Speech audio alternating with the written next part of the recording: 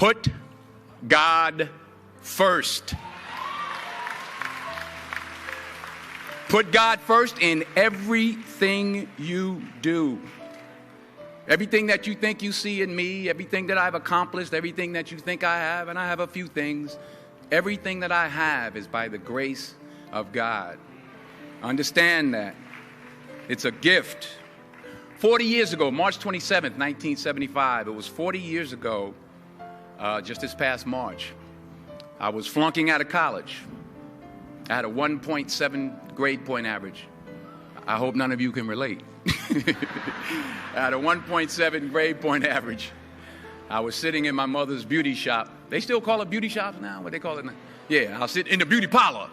I was sitting in my mother's beauty parlor, and I'm looking in the mirror, and I see behind me this woman under the dryer.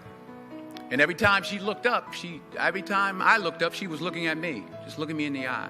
And I didn't know who she was, and I said, she said, somebody give me a pen, give me a pencil. I have a prophecy.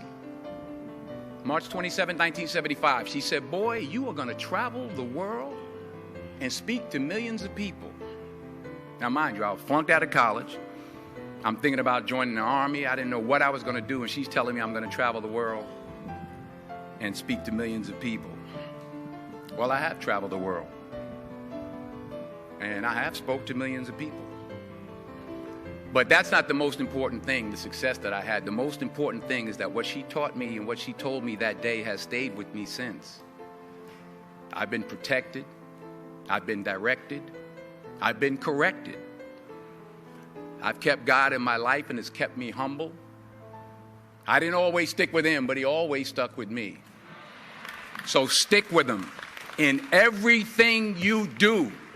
If you think you want to do what you think I've done, then do what I've done and stick with God. Number 2, fail big.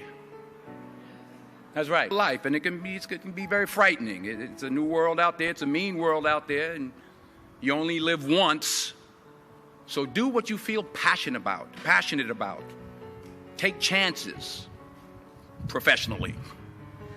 Don't be afraid to fail. There's an old IQ test, was 9 dots, and you had to draw 5 lines with a pencil within these 9 dots without lifting the pencil. The only way to do it was to go outside the box. So don't be afraid to go outside the box. Don't be afraid to think outside the box. Don't be afraid to fail big, to dream big. But remember, dreams without goals are just dreams, and they ultimately fuel disappointment. So have dreams, but have goals. Life goals, yearly goals, monthly goals, daily goals. I try to give myself a goal every day. Sometimes it's just to not curse somebody out. Simple goals, but have goals. And understand that to achieve these goals, you must apply discipline and consistency. In order to achieve your goals, you must apply discipline, which you have already done, and consistency every day, not just on Tuesday and miss a few days. You have to work at it every day. You have to plan every day. You've heard the saying, we don't plan to fail, we fail to plan. Hard work works. Working really hard is what successful people do. And in this text, tweet, twerk world that you've grown up in, remember, just because you're doing a lot more doesn't mean you're getting a lot more done. Remember that. Just because you're doing a lot more doesn't mean you're getting a lot more done. Don't confuse movement with progress. My mother told me, she said, yeah, because you can run in place all the time and never get anywhere. So continue to strive, continue to have goals, continue to progress. Number 3, you'll never see a U-Haul behind a hearse. I'll say it again. You'll never see a U-Haul behind a hearse. I don't care how much money you make, you can't take it with you. The Egyptians tried it. They got robbed. That's all they got. You can't take it with you. And it's not how much you have. It's what you do with what you have. We all have different talents. Some of you will be doctors, some lawyers, some scientists, some educators, some nurses, some teachers. Yeah, okay. Some preachers. The most selfish thing you can do in this world is help someone else. Why is it selfish? Because the gratification, the goodness that comes to you, the good feeling that I get from helping others, nothing's better than that.